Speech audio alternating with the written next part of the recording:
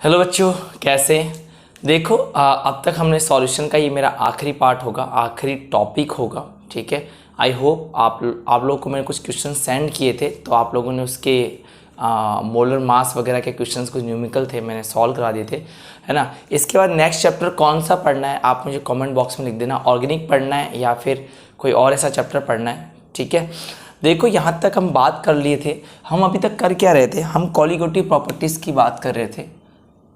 ध्यान से समझना है इसको, ठीक है। अणु संख्यक गुणधर्म,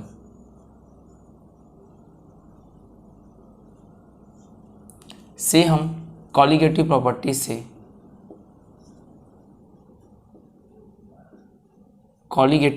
से हम क्या कर रहे थे? जो भी सॉल्यूट था, जो भी विलेय था,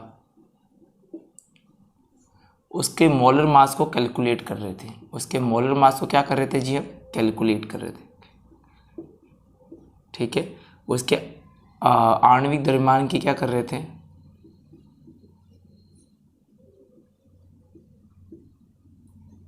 गणना कर रहे थे। ठीक है, अब तक हम ये कर रहे थे। ठीक है, लेकिन देखो हुआ क्या, अगर किसी भी कॉलीगेटिव प्रॉपर्टीज से अगर सॉल्यूट की मोलर मास की अगर कैलकुलेशन करनी है, उसके आणविक द्रव्यमान की गणना करनी है, तो उसे कुछ रूल्स थे। ये रूल क्या थे? फिक्स थे। भाई कैसे रूल फिक्स थे? तो देखो, पहला रूल क्या था कि सॉल्यूशन कैसा हो? डाइल्यूट हो। सॉल्यूशन कैसा हो आपका? डाइल्यूट। विलयन कैसा हो आपका? तनु हो। ठीक है, इसी के अंदर ध्यान रखना, सॉल्यूशन तनु के साथ साथ क्या हो? ओबे करता हो राउल्ट्स लॉ को। किसकी पालना करता हो? राउल्ट्स लॉ की। ठीक है, वो राउल्ट्स लॉ जो है उसकी बात मानता हो, राउले नियम की पालना करता हो।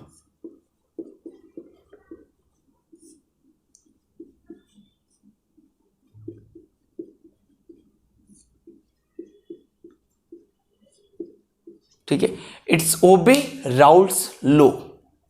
ठीक है, तो इट्स ओबे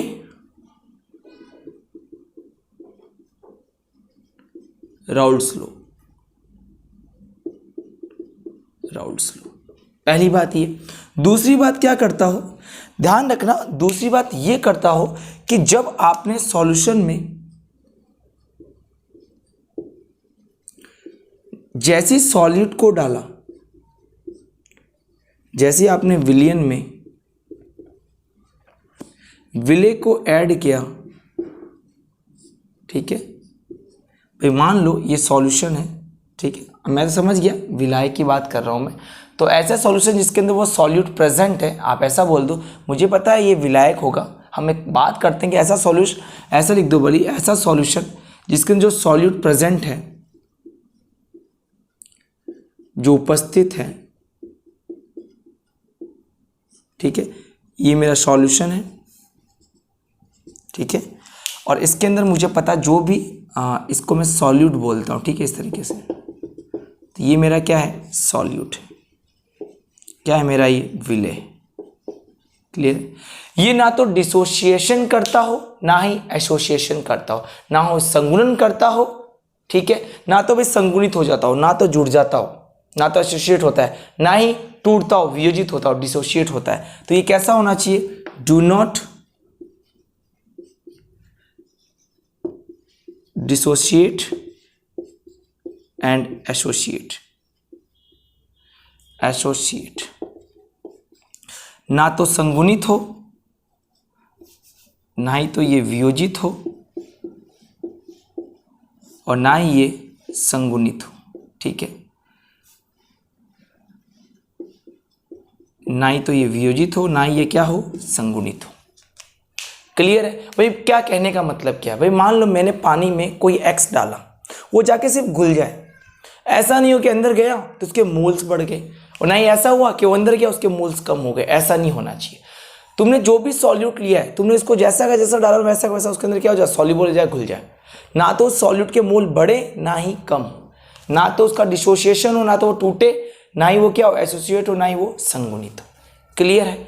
तब तो आपका ये जो आप कॉलिगेटिव प्रॉपर्टीज काम में ले रहे हो, ठीक है, उसके अगर विलेय के अगर आप आणविक द्रव्यमान निकालो तो क्या निकल के आएगा? करेक्ट निकल के आएगा, बिल्कुल सही निकल के आएगा, ठीक है। लेकिन कुछ ऐसे सॉल्यूट थे, कुछ ऐसे सॉल्यूशन भी आए तो उसमें ये देखा गया कि कुछ सॉल्यूट क्या हो गए भाई, उनके आयंस बढ़ गए। भाई ये क्या हो गया भाई? जब तुमने देखा था तो उसका मान लो मोलर मास कितना था? 1 था जब तुमने इसको डाला था, लेकिन जैसे तुमने सॉल्यूशन अंदर डाला उसमें 1 ना होकर 2 आयन हो गए, जो 2 आयन थे वो 1 में कन्वर्ट हो गए। इसका मतलब ये कैसे सॉल्यूट की बात करता है, कैसे विलेय की बात करता है, जो सॉल्यूशन में जाने के बाद ना तो वियोजित हो ना ही संगुणित हो, ना तो डिसोशिएट हो ना ही एसोसिएट हो, तब हम किसकी बात करेंगे? कॉलिगेटिव प्रॉपर्टीज की बात करेंगे, ठीक है। लेकिन जब प्रैक्टिकली कुछ सॉल्यूशन को देखा गया तो जब मोलर मास इससे निकाला गया, इसके फॉर्म, इनके आपको पता 4 फॉर्मूले बताए मैंने, एटमॉस्फेरिक प्रेशर का, लोअरिंग ऑफ है ना, लोअरिंग डिप्रेशन, सब मैंने पढ़ा दिया है, ठीक है। तो जब इससे मोलर मास कैलकुलेट किया गया और जब एक्चुअल में प्रैक्टिकल में किया गया तो कुछ सॉल्यूशन के मोलर मास में डिफरेंस आ गया। क्यों डिफरेंस आया? इसका मतलब ये हो गया कि जो भी तुमने सॉल्यूट इसके अंदर डाला है या तो वो डिसोशिएट हो गया या तो वियोजित हो गया। तुम 1 मान के गए तो वो अंदर 2 हो गए, तुमने 2 डाले थे वो अंदर जाके 1 हो गए। तो तुमने कैलकुलेशन किसके आधार पे की थी? मानो तुमने 1 के आधार पे की थी, 1 के बेसिस पे की थी, और तुमने जैसे सॉल्यूशन ऐड किया वो 2 हो गए, तो अंदर कैलकुलेशन किसके हिसाब से हो गई? 2 के हिसाब से। मान लो तुमने 2 डाले थे वो अंदर जाके जुड़ गए, अब वो कितना हो गए? 1 हो गए। समझिए आप मेरी बात? तो ये बहुत सारी प्रॉब्लम्स होने लगी कुछ कुछ सॉल्यूशंस में, ठीक है, क्योंकि उनमें क्या होने लग गया? संगुणन होने लग गया और वियोजन होने लग गया, डिसोसिएशन होने लग गया और एसोसिएशन हो गया। क्लियर है? तो ये कॉलिगेटिव प्रॉपर्टी कब काम में लोगे? जब सॉल्यूट का मोलर मास मुझे कैलकुलेट करना हो, एग्जैक्ट कैलकुलेट करना होता है। उसके लिए ये सॉल्यूशन 2 रूल को फॉलो करना चाहिए। पहला, सॉल्यूशन डाइल्यूट हो, पहली बात तो ये कंसंट्रेट नहीं होना चाहिए। दूसरा, राउल्ट्स लॉ को फॉलो करें, ठीक है, डालने के बाद तो किसी से रिएक्शन नहीं करें, डाला चुपचाप रिएक्शन किया और हो गया काम, फिनिश। अगर नेक्स्ट बात करूँ तो जो भी सॉल्यूट होगा वो कैसा होना चाहिए? ना तो वियोजित ना ही संगुणित, ना ही डिसोशिएट ना ही एसोसिएट। आई थिंक आपको ये पॉइंट जो मैंने लिखा है वो आपको समझ में आ गया। लेकिन कुछ सॉल्यूशन ऐसे थे, कुछ सॉल्यूट ऐसे थे जो क्या हो रहे थे? संगुणित और वियोजित, डिसोशिएट और एसोसिएट। उनकी बात हम अब करेंगे, नोट कर लो। चलो यहाँ तक क्लियर हो गया, ठीक है, आगे बात कर लें। चलो मैं अब आगे बात कर लेता हूँ, ठीक है। तो आपने इसको नोट कर लिया होगा, ये ध्यान रखना, ये पूछा जाता है कि अगर आपको एग्जैक्ट कॉलिगेटिव प्रॉपर्टी से सॉल्यूट का अगर मोलर मास या आणविक द्रव्यमान कैलकुलेट करना तो क्या करोगे भाई? 2 रूल को फॉलो करेंगे। अगर वो सॉल्यूशन 2 रूल को फॉलो करें तब तो कॉलिगेटिव प्रॉपर्टीज काम में आ जाएगी, जितनी अपन 4 पढ़ रहे थे। लेकिन हुआ क्या? देखो कहानी यहां से चेंज हुई, थोड़ी सी पलटी। क्या पलटी? कुछ सॉल्यूशन के तो सही निकला, कुछ सॉल्यूशन के लिए मामला बिगड़ गया। कैसे बिगड़ गया? देखो कैसे बिगड़ा। जब सॉल्वेंट में, ठीक है, ये मेरा सॉल्वेंट है, ठीक है, जब सॉल्यूट को ऐड किया गया, विलेय को ऐड किया गया, ठीक है, ये लो जी ऐड कर दिया, सॉल्यूशन बनेगा। यहां पर 2 चीजें देखी गई। क्या देखा गया भैया? यहां पे 2 चीजें ये देखी गई, जब हमने सॉल्यूट को अंदर डाला तो मान लो यार सॉल्यूट का कोई एक्स मान है ना, लेकिन जैसे ही सॉल्यूशन के अंदर गया ये एक्स बदल गया। कैसे? तुमने डाला 1, अंदर जाके वो 2 हो गया। कि सर हमें कैसे पता चलेगा? प्रैक्टिकल लिया गया। ये क्या है? दिख रहा है, थ्योरेटिकल है। भाई तूने 5 ग्राम डाला, भाई 5 ग्राम के हिसाब से इतने आयन कैलकुलेट कर लिए, भाई 5 ग्राम के हिसाब से इसमें इतना आयन है। जैसे तुमने इसको अंदर डाल दिया और फिर तुमने इसका प्रैक्टिकल लिया सॉल्यूशन का, तुमने देखा इसके अंदर आयन बढ़ गए, या तो बढ़ गए या कम हो गए। तो ये देखा गया या तो नंबर ऑफ पार्टिकल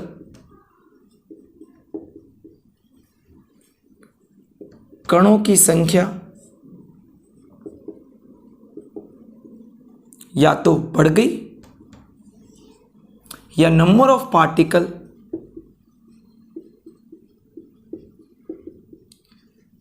कणों की संख्या क्या हो गया बच्चों? कम हो गया।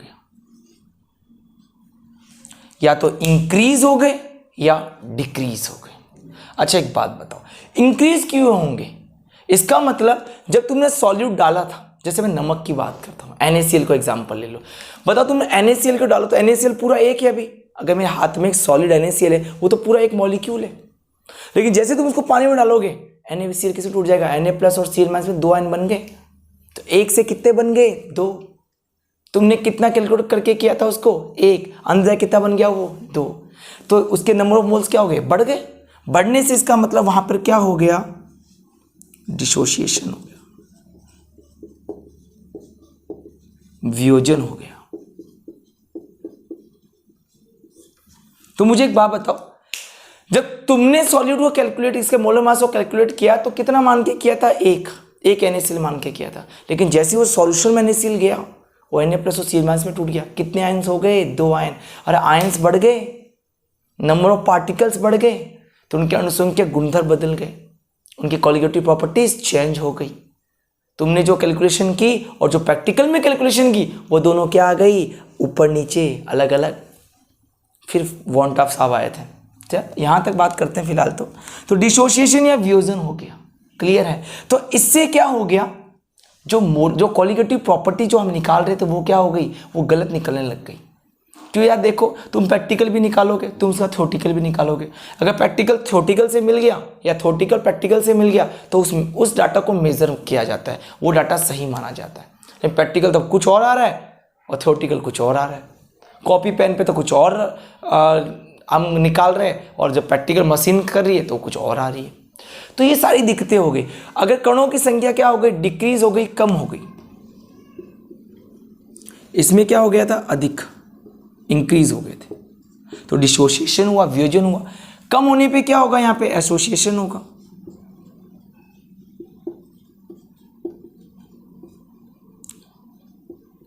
संगुणन होगा। क्लियर? संगुणन से क्या होगा? तुमने डाले थे 2, अंदर जाके वो 1 बन गया। क्लियर हो रहा है मेरी बात? भाई तुमने डाले थे 6 मॉलिक्यूल, ठीक है, अंदर जाके वो 3 में कन्वर्ट हो गए, आपस में जुड़ गए। अब तुमने कैलकुलेशन किससे की थी? 6 से। अंदर जाके वो कैलकुलेट किससे हो गया? 3 से। तो थ्योरेटिकल अलग आएगा और प्रैक्टिकल अलग आएगा। मेरी बात समझ में आ गई? तो ऐसे कई एग्जाम्पल यहाँ पर लिए गए कि भैया वियोजन कैसे होगा, संगुणन के एग्जाम्पल कौन से थे, कई एग्जाम्पल लिए गए। एक बार उतार लो, फिर मैं एग्जाम्पल लिखवा देता हूँ। क्लियर है यहाँ तक? देखो हुआ क्या, एग्जाम्पल देखो, जैसे NaCl, CaCl2, K4, FeCN6, जैसे ये, ठीक है। सपोज करते हैं ये एग्जाम्पल, इसके अंदर तुमने जब NaCl लिया था, है ना, तो ये NaCl पूरा एक है। लेकिन जैसे ये वाटर के साथ गया, इसका 100% डिसोसिएशन हुआ, तो इसने पूरा NaCl भी एक है, इसने कितने मोल दे दिए आपको? 2 मोल। इसका भी 100% डिसोसिएशन हुआ। CaCl2 दिखने में भी कितना है? 1 लिया था, लेकिन टूट के कितने में कन्वर्ट हो गया? 3 में। यहां देखो, ये पूरा कॉम्प्लेक्स 1 था, लेकिन जैसे ही अंदर गया, ये कितने मोल में कन्वर्ट हो गया? 5 मोल में। कैसे पता 5 मोल में कन्वर्ट हो गया? देखो, आपने कोऑर्डिनेशन में पढ़ा होगा कि जो ब्रैकेट वाला होता है, पूरा एक आयन के रूप में काम में करता है, और ये दूसरा आयन हो गया। 4 तो ये, और एक पूरा ये, एक 5। अरे ये देखो, पढ़ा होगा तुमने, ये पूरा 1 और ये पूरा 4। तो कैलकुलेशन की गई, जो थ्योरेटिकल कैलकुलेशन की गई, वो किसके आधार पे की गई? इसको 1 मान के, इसको 1 मान के, इसको। लेकिन बाद में वो डिस्ट्रीब्यूशन किस में हो गई? ये 2 में, ये 3 में, और ये 5 में। इसी तरह यहाँ पे भी खूब एग्जाम्पल थे, जैसे formic acid, acetic acid, benzoic acid, ETC। याद है एक सवाल पढ़ाया था कि जो ये एसिटिक एसिड होता है, ये क्या हो जाता है? इसके 2 मॉलिक्यूल, देखो तुमने क्या डाला था? 1 डाला, तुमने सोचा ये तो एक ही है, अंदर गया, ये डबल हो गया। अरे तुमने इसका CH3COH का वेट कितना माना था? 60 मानोगे। इसका तुम कैलकुलेट करोगे ना, इसका मॉलिक्यूलर वेट कितना आएगा? 60। लेकिन जैसे ही सॉल्यूशन में अंदर गया, ये ऐसे कन्वर्ट हो गया। तुमने इसका दिख रहा होगा वैसे यहाँ, अच्छा यहाँ नहीं दिखेगा, मैं यहाँ बना देता हूँ। इस CH3COH को बच्चों मैं यहाँ बना देता हूँ, देखो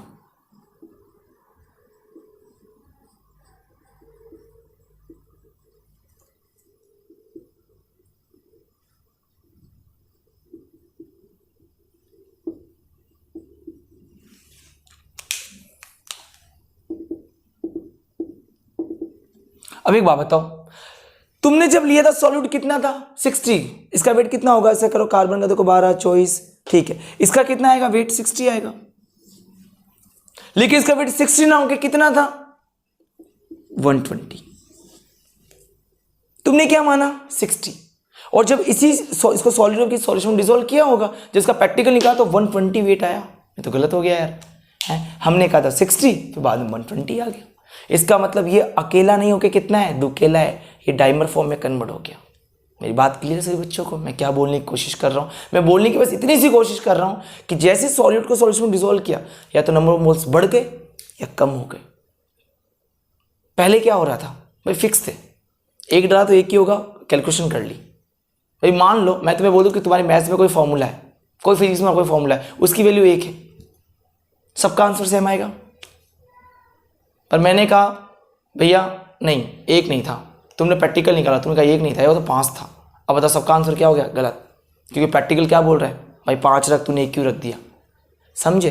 तो ये सारी चीज़ें हुई यहाँ पे, तो ये थोड़ा सा ध्यान रखना, एक बार आप सबको नोट कर लो। यहाँ मैंने बेंजोइक एसिड लिखा है लास्ट वाले में, इधर लिख देता हूँ मैं, इधर दिख जाएगा, ठीक है।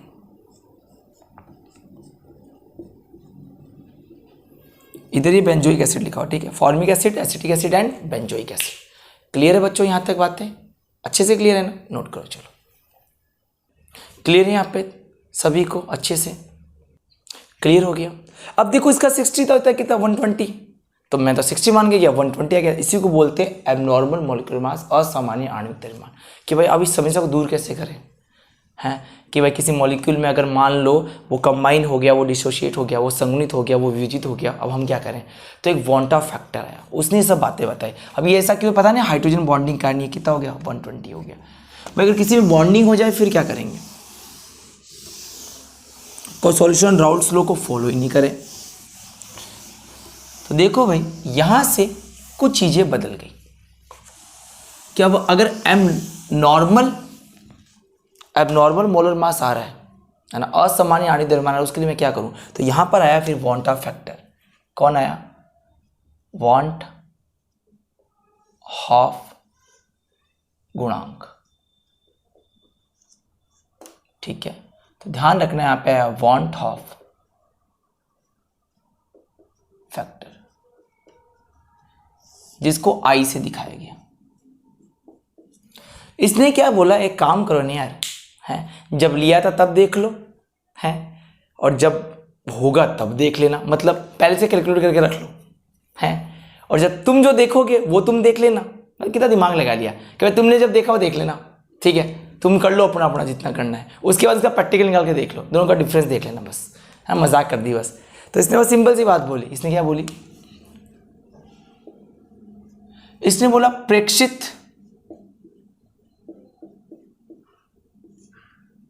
अणुसंख्या गुणधर्म,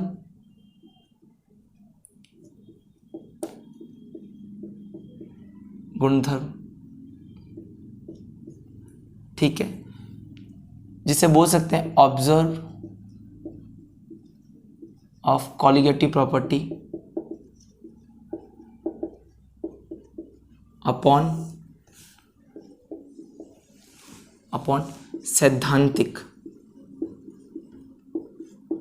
सैद्धांतिक अणुसंख्या गुणधर्म,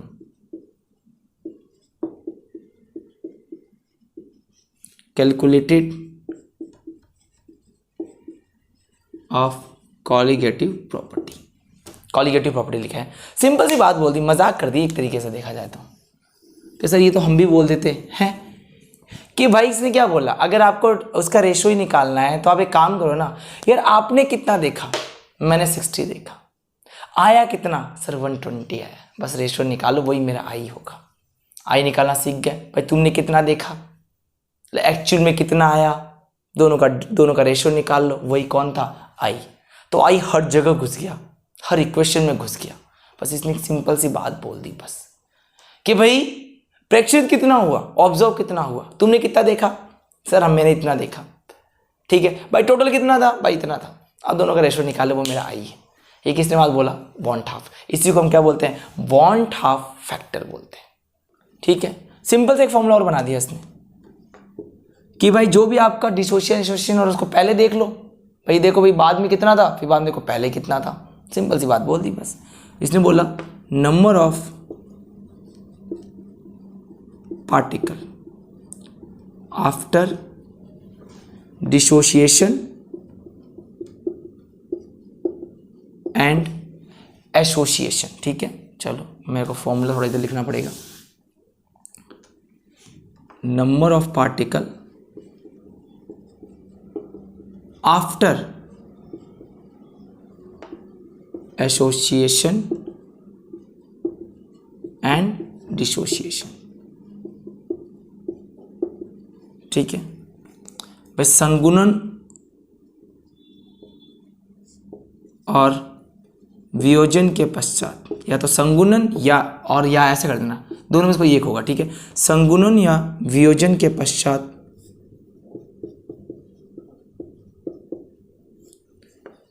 कणों की संख्या। ठीक है, अपॉन। अच्छा एक बात बताओ भाई, बाद में क्या थी मुझे पता है, या तो संगुणन होगा या वियोजन होगा, या तो इसके डिसोसिएशन होगा या एसोसिएशन होगा। देखो उसके बाद क्या थी और एक बार उससे पहले देख लो। Number of particle before association and dissociation, लिख लेना पूरा। ठीक है, संगुणन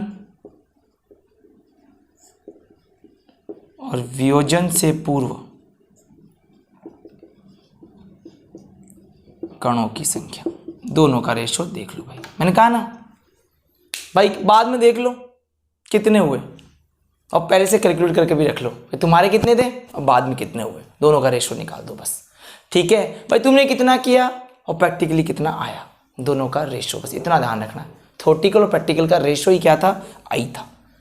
बस दिमाग लगा दिया इसने, दुनिया को पागल बनाया। मेरे को तो ऐसे लगता दुनिया को पागल बनाया। चलो जी, तो ये दोनों फॉर्मूले आप लोग ध्यान रखें, ज़्यादा बड़े नहीं है, सिंपल से फॉर्मूले याद रख लेना। अभी आई क्या था ना, इसका मतलब जहाँ जहाँ फ्रीजिंग है, जहाँ जहाँ बॉइलिंग है, जहाँ जहाँ ऑस्मोटिक तुमने जहाँ जहाँ ये प्रेशर निकाला था, ऑस्मोटिक प्रेशर निकाला था, जहाँ जहाँ तुमने लोअरिंग निकाला था, जहाँ जहाँ निकाला था, अगर उन सभी में अगर डिसोसिएशन वहाँ कौन आ जाएगा था, आई आ जाएगा। और आई कैसे कैलकुलेट किए, समझ में आ गई बात भाई। बाद में क्या था और पहले क्या था, क्लियर है भाई। तुमने क्या देखा, ऑब्जर्व क्या किया था और कैलकुलेटेड कितना था, सिद्धांतिक कितना था, क्लियर है सभी को। तो इसको नोट कर लो और फिर सभी फॉर्मूले में हम आई को घुसा देते हैं। ठीक है, चलो नोट करो। अब इसका मतलब ये हो गया कि भाई जहाँ जहाँ जिन जिन कॉलिगेटिव प्रॉपर्टीज में, अब समझना आई देखो कैसे घुसा, आई जाके हर जगह जाके बैठ गया। जहाँ जहाँ तुम्हें क्वेश्चन में ध्यान रखना, जहाँ भी तुम्हें संगुणन लिख दे और वियोजन लिख दे, डिसोसिएशन लिख दे या फिर एसोसिएशन लिख दे, तुम्हें आई को लेके आना है। कैसे, अब जहाँ जहाँ जिन जिन कॉलिगेटिव प्रॉपर्टीज में, जिन कॉलिगेटिव प्रॉपर्टीज में, जिन अणुसंख्यक गुणधर्म में संगुणन की बात आई या उसके वियोजन की बात आई, या तो उसके एसोसिएशन की बात आई या उसके डिसोसिएशन की बात आई।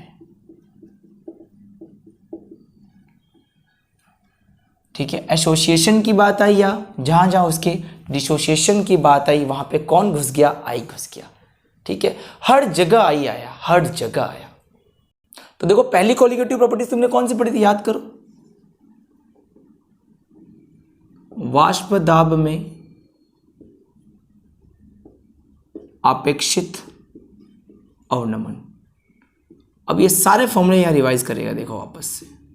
ठीक है, relative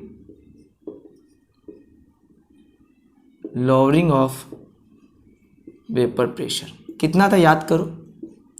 P not a minus P A upon P not a बराबर क्या था, एक्स बी, है ना। इसमें क्या घुसा दिया, आई, बस। ठीक है, दूसरा क्या था, बिल्कुल इसी तरह करना है। एलिवेशन ऑफ बॉइलिंग पॉइंट ठीक है, क्वथनांक में उन्नयन। क्लियर है? तो बताओ क्वथनांक उन्नयन तुमने क्या निकाला था, याद करो, डेल्टा टी बी निकाला था, क्या आया था, के एफ एम आया था, याद है सबको? क्या घुसा दिया यहाँ पे, आई। और एम क्या होती है, मोलरिटी, खोल दो इसको बोली, देखो आई, ये क्या था यहाँ पे, के एफ एम, याद करो क्या था यहाँ पे, W B into 1000 upon W A into M B. देख लो आई आ गया। अब तुम एम बी आराम से निकाल सकते हो, मोलर मास ऑफ सॉल्यूट। ठीक है, विलेय आणविक द्रव्यमान। तीसरा क्या था, एलिवेशन ऑफ बॉइलिंग पॉइंट क्वथनांक उन्नयन के बाद में क्या था, याद करो, हिमांक में अगला क्या था, हिमांक में अवनमन। ठीक है, क्या था, डिप्रेशन ऑफ, ठीक है, फ्रीजिंग पॉइंट। क्या था बोलो इसको, delta T F equals to, अच्छा यहाँ पे के बी लिखना था मुझे, सॉरी। ठीक है, के यहाँ पे बी है तो बी आएगा। ठीक है, यहाँ क्या हो जाएगा, आई के एफ एम, और एम को खोलना जानते ही हो ना यार, अब तो सब कुछ वही है। बताओ क्या हो जाएगा, आई के एफ, क्या हो जाएगा यहाँ पे, W B into 1000 upon W A into M B. यहाँ तक क्लियर हो गया सबको? तो ये आपको थोड़ा सा पता होना चाहिए, क्या है, डेल्टा टी एफ। क्या यहाँ तक सबको बात समझ में आ गई है, क्या कर रहे हैं? एक और था, याद करो, पराशरण दाब 4 नंबर, यहाँ लिख देता हूँ मैं, दिख जाएगा वैसे तो। 4 नंबर क्या था, पराशरण दाब, ऑस्मेटिक प्रेशर, ऑस्मेटिक प्रेशर था। क्या फॉर्मूला था, याद करो, pi equals to C R T, क्या लगा दो इसकी जगह, आई। सी को क्या लिख सकते हो, एन बाई वी, तो पाई बराबर क्या हो गया, I N by V R T. N को लिख सकते हो, क्या लिख सकते हो, डब्ल्यू बी बट्टा एम बी। तो इस फॉर्मूले को मैं ऐसे लिख सकता हूँ, बिल्कुल। देखो ये सब मैंने पहले पढ़ा दिया, अब मैं कुछ ज़्यादा इसके अंदर कुछ, क्या होगा, W B upon M B, क्या हो जाएगा, आर टी अपॉन वी, ये लो फॉर्मूला। कुल मिला के सभी जगह क्या घुस गया था भाई, आई घुस गया था। सभी फॉर्मूले में क्या आ गया, आई आ गया। कब ये आई आएगा, जब संगुणन हो और जब वियोजन हो। आई कब कैलकुलेट करना है, जब संगुणन या वियोजन दोनों होता है तब, ऐसे कैलकुलेट मत कर लेना। क्लियर है? न्यूमेरिकल में लिखा होगा संगुणन वियोजन, डिसोसिएशन एसोसिएशन, तब तो ये फॉर्मूला का आई को लगाना है। अगर डिसोसिएशन है और ये कुछ नहीं हो रहा था, आई को नहीं यूज करना है। तो सभी फॉर्मूलों में आई घुस गया। क्लियर है? यहां तक नोट कर लो। चलो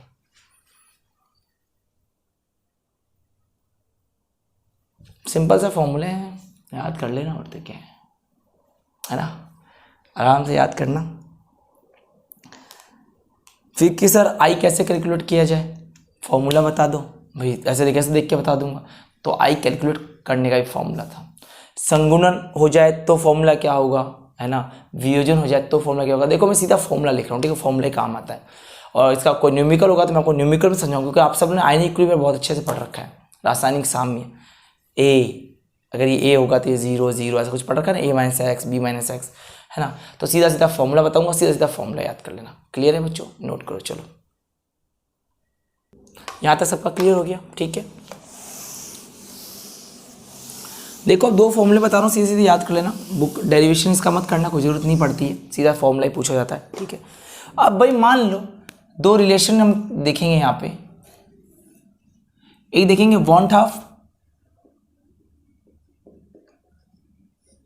वांट हाफ आई और आयनन की मात्रा अल्फा के बीच में। ठीक है, ठीक है, क्वांटिटी ऑफ आयोनाइजेशन के बीच में। क्लियर है? अगला क्या है, किसके में देखेंगे, वही इसके में देखेंगे वांट हाफ आई और संगुणन की मात्रा।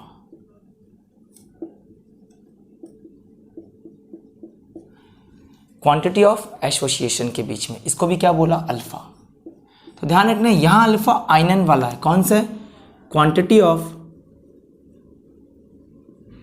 ऑफ डिसोसिएशन या आयोनाइजेशन बोल दो इसको। देखो यहाँ पे आयनन बोल दो, डिसोसिएशन बोल दो, आयोनाइजेशन बोल दो, सब एक ही बात है, आयोनाइजेशन। ठीक है, क्या है ये? अल्फा। यहाँ क्या? क्वांटिटी ऑफ, समझ गए, एसोसिएशन। ठीक है, तो यहाँ पे भी ये अल्फा कौन सा? संगुणन वाला, और ये अल्फा कौन सा है? आयनन वाला। तो यहाँ पे जो फॉर्मूला निकल के आया इसका, देखो बहुत ही सिंपल फॉर्मूला आया था, अल्फा इक्वल्स टू, तो याद कर लेना आप लोग, बिल्कुल ही फॉर्मूला देखो निकलता है, लेकिन आप सीधा याद करना n-1। यहाँ पे अल्फा क्या है? आयनन की मात्रा, क्वांटिटी ऑफ आयोनाइजेशन, n क्या है? Number of moles. क्लियर है? और यहाँ जो अल्फा का वैल्यू निकल के आया इस फॉर्मूले के लिए, तो देखो क्लियर याद रखना है, कोई ज़्यादा बड़ी बात नहीं है, सिंपल सा याद रह जाएगा, मुझे पता है। i-1 और नीचे ध्यान रखना। अब देखो यहाँ पर क्या है? n-1, इसको 1 - n कर देना। ठीक है, ये वाला क्लियर है? आई थिंक आपको समझ में आ गया होगा, है ना, कि अगर आयनन की मात्रा दिया हो तो ये फॉर्मूला काम में ले लेना, और अगर संगुणन की मात्रा दिया हो तो ये वाला फॉर्मूला काम में लेना। क्लियर है? चलो नोट कर लो फटाफट। तो ध्यान रखना,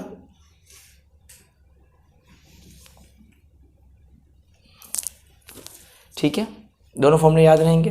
तो ध्यान रखना, जब आयनन की मात्रा करे तो ये वाला फॉर्मूला, और जब संगुणन करे तो ये वाला मात्रा, न्यूमेरिकल में अच्छे से आ जाएगा, कोई दिक्कत नहीं है। क्लियर है बच्चों यहाँ तक? ठीक है, होना चाहिए वैसे क्लियर, कोई बड़ी बात नहीं है, दोनों फॉर्मूले आराम से याद कर लेना। तो आई जो है ना, आई, इस यहाँ से आप आई भी निकाल सकते हो, अगर आपको अल्फा पता है तो आई निकाल सकते हो। ठीक है, इसको यहाँ भेज दो, फिर मल्टीप्लाई करके वो न्यूमेरिकल में काम में कर लेंगे। क्लियर है? चलो भाई देखो, अब कुछ न्यूमेरिकल्स आपके बाकी हैं, तो न्यूमेरिकल्स और केमिकल न्यूमेरिकल्स बाकी मुझे पता है ना, आप टेंशन ना करो, आप पढ़ते रहो, मुझे सब याद है ना। और बिल्कुल अब से थोड़े लेंथी वीडियो बढ़ाऊँगा, मैं लेंथ बढ़ाऊँगा वीडियो का, थोड़ा सा बिजी था, अब मैं फ्री हो गया हूँ पूरी तरह, तो बिल्कुल ध्यान रहेगा, बिल्कुल फोकस रहेगा, ध्यान रखो पढ़ाई पे। ठीक है, और कोई दिक्कत हो तो मुझे मैसेज कर देना। नेक्स्ट चैप्टर जो स्टार्ट करेंगे, आई थिंक आपका पहला हो गया, दूसरा, तीसरा, चौथा, पांचवा नहीं हुआ है, बिल्कुल थियोटिकल है, 6 नहीं हुआ है, 5, 6 एंड 7 आई थिंक हो गया होगा, 8, 9, 10 कंप्लीट है, 11 कंप्लीट है। आई थिंक मे बी मैं नाइट्रोजन का चैप्टर स्टार्ट कर दूँ, है ना, ऑर्गेनिक का कोई चैप्टर मैं स्टार्ट करूँगा, मे बी, या तो 10 चैप्टर स्टार्ट कर लूँ, या कोई भी, है ना, कोई एक चैप्टर स्टार्ट करूँगा, और वैसे मैं रीजन पढ़ा दूँगा, 7 चैप्टर कवर हो जाएंगे, तो आई थिंक मैं रीजन पढ़ा दूँ, ज़्यादा बेटर है। तो मैं सारे रीजन आपको एक साथ पढ़ा दूंगा। वैसे मैंने 3 रीजन के 3 वीडियो बनाए थे, आपको काफ़ी हेल्प भी हुई होगी उनसे, और नेम रिएक्शन आपको मैंने याद करवाई दी है। तो 2-3 चैप्टर अभी पीछे से हैं जो वो बाकी हैं, उनको नहीं करवाया जा रहा है अभी, क्योंकि शायद सिलेबस थोड़ा सा रिड्यूस होगा, तो पीछे से ही होगा, आगे से तो होगा नहीं, बीच में से होगा नहीं, पीछे से होगा, इसलिए पीछे के चैप्टर भी हम करवा नहीं रहे, दिक्कत ये है ना। चलो कोई दिक्कत नहीं, अपनी पढ़ाई पे ध्यान दो, है ना। और तुम्हें क्या बोलूँ, बढ़िया है, सब मज़े में। न्यूमेरिकल टेंशन मत करना, है ना, लाइव क्लास में कराऊंगा, संडे को कभी कोई लाइव क्लास लगा दूंगा। उसमें न्यूमेरिकल में एक्चुअली है क्या कि मुझे बिल्कुल सामने से कराना पड़ेगा कि भाई ये चीज़ आया नहीं आया, ये ऐसे किया, ये ऐसे किया, तो मैं कोशिश करूँगा कि मैं संडे को लाइव आ जाऊँ, हाँ बिल्कुल, फेस टू फेस अपन बात कर लेंगे। तो फेस तो मेरा रहेगा, आप तो सिर्फ 2 रहोगे मैसेज में, है ना। क्लियर है? चलो कोई दिक्कत नहीं है, तो हम मिलते हैं ब्रेक के बाद, है। और पढ़ाई अच्छे से किया करो थोड़ी सी, है, लापरवाही नहीं होनी चाहिए बिल्कुल। ठीक है, ऑल द बेस्ट।